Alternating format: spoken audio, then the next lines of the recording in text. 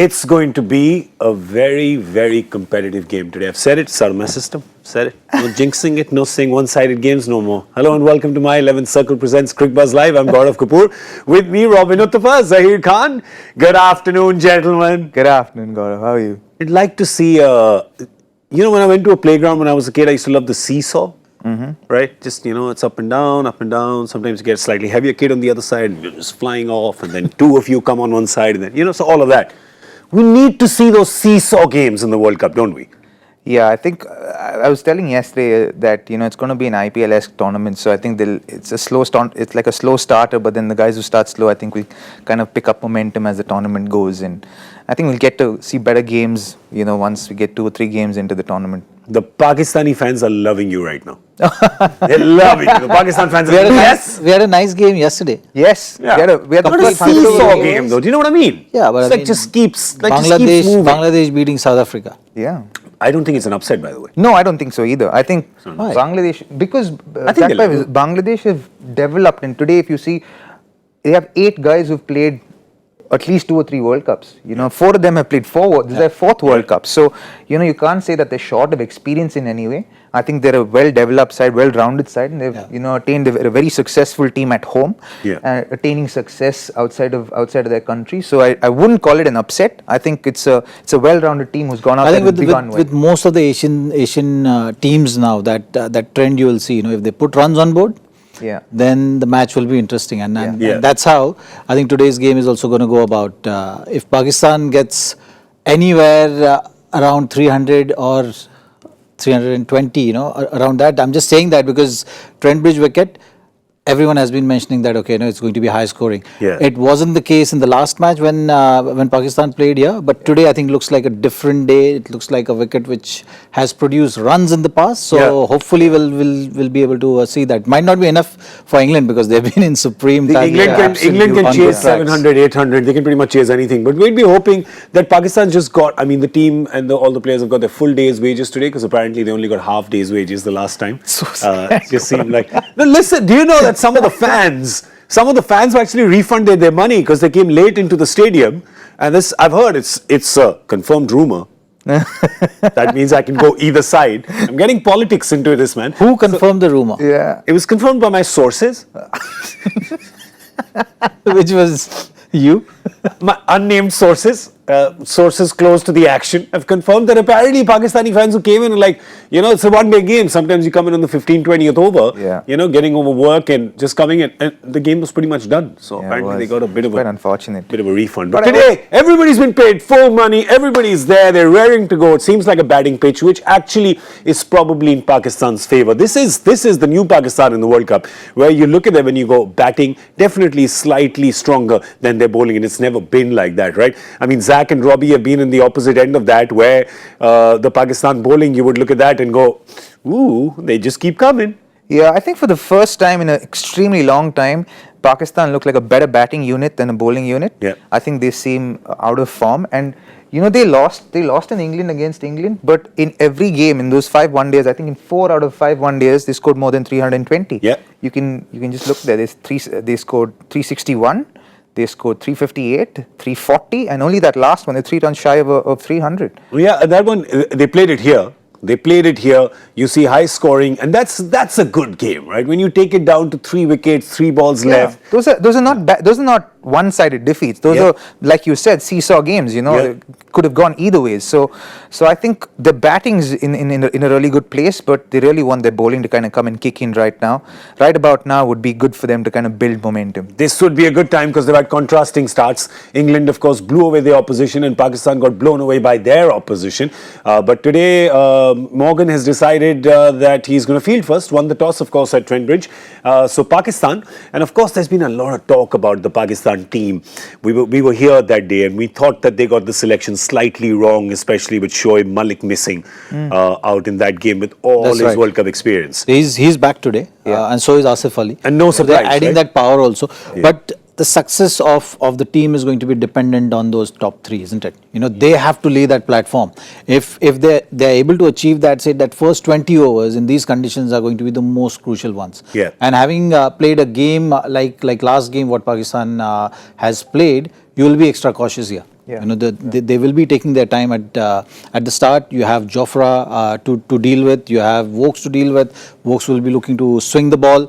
Jofra will be looking to be aggressive. And their first plan, obviously, it's no points for guessing that, is going to be, you know, to go after them with the short ball stuff. Try that, but I strongly feel that, you know, the team shouldn't overdo that. You know, at times when you get predictable, you actually play in batsmen's hands. You know, because Pakistan batsmen will be expecting those short deliveries, particularly early on, and in that stage you got to be just, you know, keep them guessing. You know, get few deliveries up, because they will be looking the ball here. If you get it up there, you know, you might have a chance of nicking them off. Bowled, LBW, everything comes into play. So I would much rather have bowlers starting with that kind of mindset, with letting them know that, yes, you know, the short balls are coming. Robbie, as a batsman, then how do you go? Because there's Pakistan there, right? They know what has happened to them in the previous game. They know everyone has seen. They know England will probably be coming to them, as Zach said, with the short pitch stuff. Now, as a batsman, when you're going in, is that playing in your mind saying, all right, we're going to probably be peppered with all this stuff, or is it going to be a double bluff? Well, it could be a double bluff, but if looking at how England have picked their team, they've replaced Plunkett with Mark Wood, so you know that they're gonna go with the short ball. And like Zach said, I think we're predictable about that, and the batsmen have an idea that it's gonna come.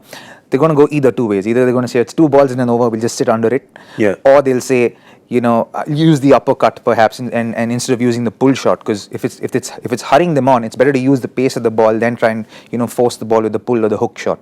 So they might go with one of these two options. But looking at how the Pakistan team have been doing as far as batting is concerned, I don't think they'll be too concerned about it, because one game is not going to define how you play the short ball. But it's not one, it's 11 or 12 now, right? Well, that's Nasir Hussain put a little salt and some lime on wounds of at the toss of Sarfaraz Ahmed saying, you lost 12 in a row. What is it, 11 or 12? 9 in a row. 11 in a row right 11 now. 11 in a row. Yeah. And everything against England when they played in the tournament. I think very soon you'll start seeing a debate on, you know, you should have a neutral guy at the toss. If you're having England playing Pakistan, you know, that's a subtle way of putting pressure on Pakistan team as well. You know, put captain under pressure, and you know, possibly very soon you'll start hearing all these talks where people are saying, okay, fine, get a neutral guy at the toss. You know, you can't be favoring one side or putting pressure on one captain. Amazing. Because also with Nasir Hussain, it comes from both sides, right? A, England is playing today. B, he was born in Chennai, so there's India-Pakistan rivalry as well in his blood. So it's coming from both sides. It's like, let me just twist the knife. 11 losses, brother. But obviously, as a team, they have to. I don't think any of you have been part of a team that has had 11 losses in a row, or at least I'm hoping not. No. Right? No. That just, God forbid that fate on anybody, right? But really, do you ever get to a point where you just go, man, this is nothing left to analyze? What do we do? Oh, well, it's hard. It's genuinely hard when you're going at a few losses on the trot. You know, you really want to turn things around, and because you lose a lot of momentum, a lot of confidence, and you're just like hoping and praying things work, and after a point you're desperate. But it's also important to kind of detach yourself from those emotions and say, okay, let me just play one game at a time. And I think it's for guys, the senior guys within this side, to kind of inspire that feeling within the group and say, okay, let's make sure we've just played today and think about only today and staying in the present. And if they're able to do that, they give themselves a better chance to win. But looking at the form England has been, I'm sure Pakistan also aware that, you know, these guys have been scorching red. That could be 12 soon. Yeah, it could be 12, but I think, you know, they'd really want to go out there and put out some inspiring performances. They'd want to go out there and really bowl well. That's an aspect, that's an area in their team where they want to really improve on, because batting they've been doing predominantly, they've been doing very well. But I think with bowling, I think that's where they'd want to improve. They want to get in there, but can it become, like after you have 11 losses in a row, Zach, you've been recently married, so you'll know that. Is it like a bit like an argument with your wife where you just go, whatever I do is not good enough, right? So might as well just give up. Robbie knows he's laughing, I'm laughing, It's one of those things. Zach's very recently married, so he's not in that stage yet. I can tell you one thing. What Sarfaraz and the team management will be looking at is who is going to put that hand up. You know, that is very important when you're going through these kind of phases. You know, someone needs to put the hand up, take more responsibility, and show the way. You know, that's something which teams going through these kind of phases is very important, that one guy creates that belief Yeah. You kind of get in a scenario where the moment things go little against you, you start believing that here we go. It's going to be another game where we're going to have to face the defeat, and that just kind of sinks in. They say winning is a habit, so is losing. Yep. And it's just about those situations, how you deal with it, what kind of approach you have, and how you're looking at the game in that particular scenario. So you've seen with a lot of teams who've been on the winning streak, they've come out of situations where a lot of teams give up. So that's something which, how do they do that? There's only one way of doing it. If you have that belief, if you have that confidence and backing yourself, that's something which is very important. So come what may, it doesn't matter what the start is, they have to keep believing that one guy, one partnership is going to get us out of it, and that's, once you set that platform, then things start to flow, then that energy is very contagious, it just spreads around in the team, and you'll see a result which we've been waiting for, because everyone has been saying that, okay, this Pakistan team you cannot rule out. They are a very unpredictable side. If they start getting those wins, if they start winning those moments and situations, I think you'll see some kind of thing, and it's important for World Cup as well, otherwise it will just become too predictable. Lots of things going against England though today is that they are playing against favourites in England, who they just played in a bilateral series and were cleaned out by them, and they're coming off the back of a lot of losses in a row even before that. Can then sometimes you get into, because I'm just trying to get into the psychology of it, because they're all great players, right? Can you sometimes say that, all right, man, I've been pushed into a corner in every angle, right? I've also lost the toss. I'm also batting first. Like, I'm just been pushed into a corner. Now I've got nothing left but to just come out punching. Bare knuckle, let's go. Yeah, I think a very important point that Zakpai mentioned is the fact that they're an unpredictable team, and I think they're going to use that to their advantage. The fact that they're tagged as an unpredictable team who can come out and really upset any team in the world. I think they'll use that to their benefit today, and they'll use that to kind of inspire themselves to go there and perform. So I think that's what they'll come out. They'll come out punching. I hope they do, because that's what you want to see, because you don't want to see any more one-sided games. All right, the other side, let's talk about that. But before we do that, there is a third side as well. Third side, you say, in a game? I wonder what he's talking about. Is he drunk in the afternoon? No, he's not. It's your team, your My 11 Circle team. How can you make that? Well, you go to my11circle.com, you download the app, choose the game that's happening today, that is England and Pakistan. Create your own team. Compete against Dada. That's right. You're competing against all your friends, but you're also competing against one of the greatest captains India has ever seen. And of course, if you beat Dada, you can win 5 times more cash. And of course, bragging rights. Tell everybody that you beat Dada. All right, England, let's have a look at their team. They've got the one change today. They've got Mark Wood coming in place of Liam Plunkett, so getting in a little more pace there. Pakistan will be looking at that side especially and going, all right, it doesn't stop, right? The pain doesn't stop with the batting, but Jos Buttler is the one who's given them the most amount of pain in recent history, hasn't he? He has, actually. I think Jos Buttler, I think for me, someone who stands out today as far as form also is concerned is Jason Roy. Joe Root's in great form, but I think Jason Roy is someone who's batting exceptionally well for him. Best. You look at that batting lineup and you go, where do you save yourself? Yeah, really. So this is another situation which Pakistan will have to deal with. See, that Mark Wood is a tactical change who is going to come in, bring in that extra pace, which is going to put more pressure. Pakistan on the other side will be looking at this bowling lineup and the playing 11 of England and saying that, okay, how many runs are enough? Because they've just played a series where 340, 350 were also not enough. So now it's a catch-22 situation where Pakistan should be looking to focus on themselves, just getting in form, or looking at if they have to win this game, then you also have to think about what is the right kind of total when you're playing against this kind of opposition. 500? You have four. That's England's target for themselves. Yeah, exactly. That's the 501. Set. I have a feeling one of the teams is going to crack that 500. In the World Cup, you think it'll happen as the pitches become even more batting? You're looking at potentially the 500, race of that 500. I think India, England, West Indies, and even New Zealand for me. I think these 4 teams have a chance to go out there and do that. Interesting choice. Yeah. 4 teams, huh? Yeah. So there is a good chance we'll see 500. I'll tell you the tricky question is, which bowling will concede 500? One of them might. Yeah, it's like, we don't want to answer that question. They have an answer, but they don't want to say it. Maybe later. Maybe we'll share it with you. I just want to bring up the Pakistan squad again and talk to Zach about the bowling. Little surprise there that they've still stuck with Wahab Riaz over Afridi? Well, from the last game, you can't really change anyone in the bowling, because you just look at the last game, analyze it, and you say that, okay, where did we lose that game? It was in batting department. The batsmen couldn't put runs on board.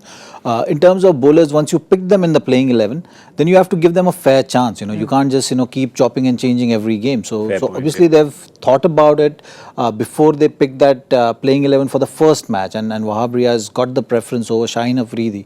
So there has to be some reason, and you have to then be persistent with that thought process. You were surprised by that call that day, though. I was, but I think once you've had shown faith in a certain player, then you have to persist with that player for at least 2 or 3 games before you actually decide other way.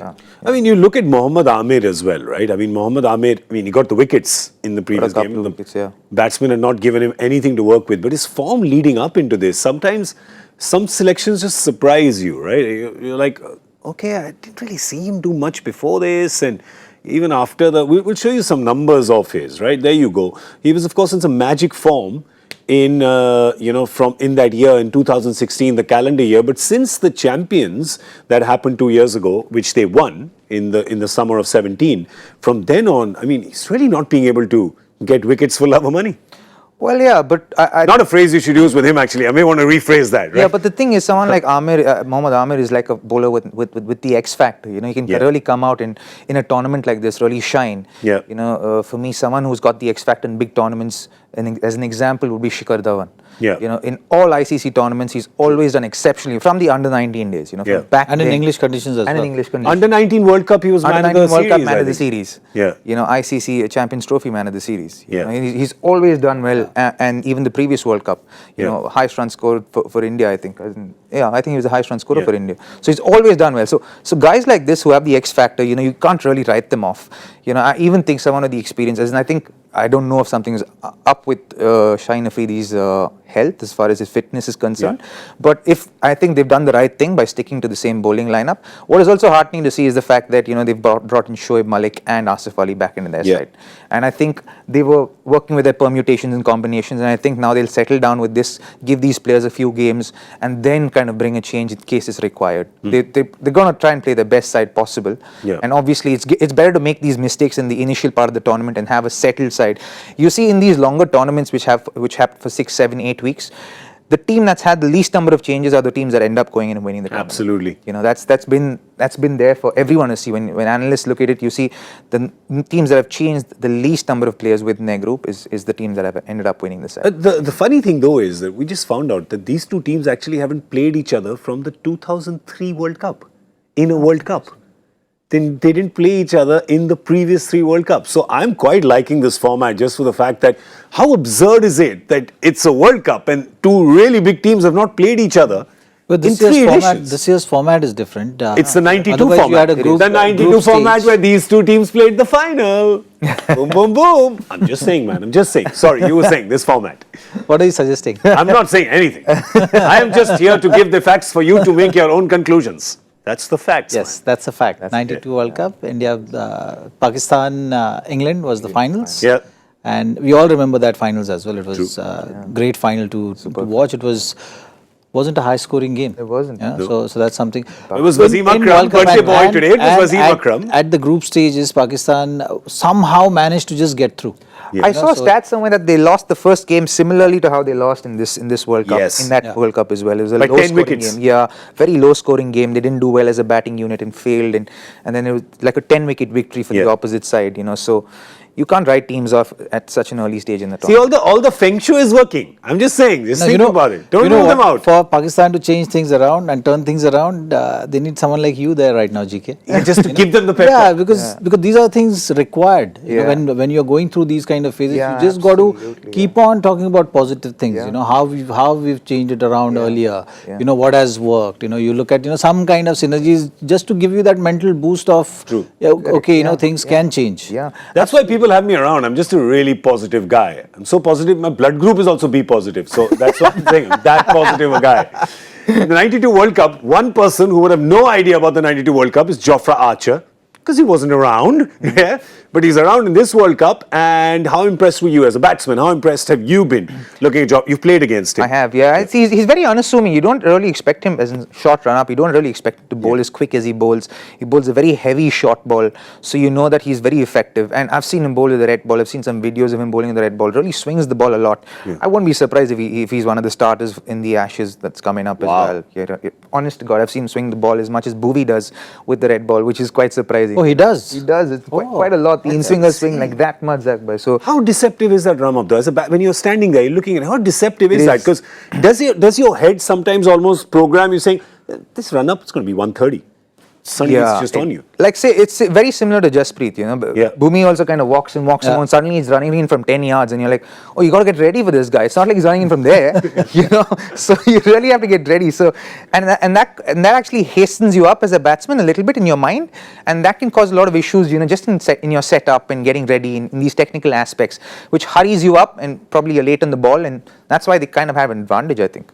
You know? There is also, of course, the talk that England, ECB may give him the top line contract so that they can keep him there for the long format as well as white ball cricket and limit his appearance in, take care of him and limit his appearance in sort of T20 leagues all over. So, hey, listen, man, you guys may just not have to face him next year in the IPL. May just not be that. See, you got to understand at the root of it, he's a West Indian. Yeah. Right? I've just realized that GK has been spreading a lot of rumors. Yeah.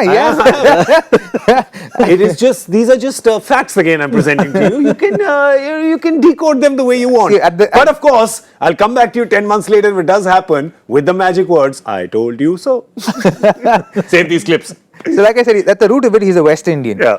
So I don't think he's going to let a fire in Babylon situation kind of happen again. You know what I'm saying? That's right. You know, so and he does want to hit you on the head. Yeah. Like, I mean, he did too, Hashim Amla. Yeah. Right? He does. He does. Yeah. He does want to do that. You've been super impressed with him, obviously. But are we also calling it too early? Let's just look at the flip side and play devil's advocate. Are we also really, are we rushing it in our praise of Jofra Archer on the international stage? Not really. Yeah. I think, you just look at him bowl and you know that he's a match winner. You know, he's a contributor to the game. He can bat a bit as well, you know, so that also solves your problem of having a batsman in your low order. That's right, because England needs batting. Yeah, I mean, they need a little more batting, don't they? That's been their philosophy. Yeah, look, bat till 11. They want to bat till 11. You know, that's why. So they've been actually picking players who are not neglecting their batting. You know, if you look at last 3-4 years, that's been one of the main criteria. Post the last World Cup, I think 2015, I think they really changed the whole mindset. Yeah. They really, as after their performance in the last World Cup, I think credit must be given to their board to have,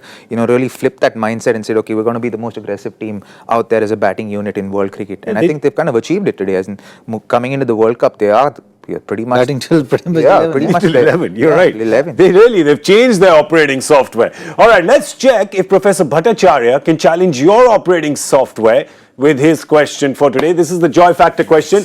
Pull it up, kids. Which cricketer playing in this tournament gets his nickname from a device invented by Hubert Booth, primarily because of his ability to clean up the lower order? Hang on. Hoover then.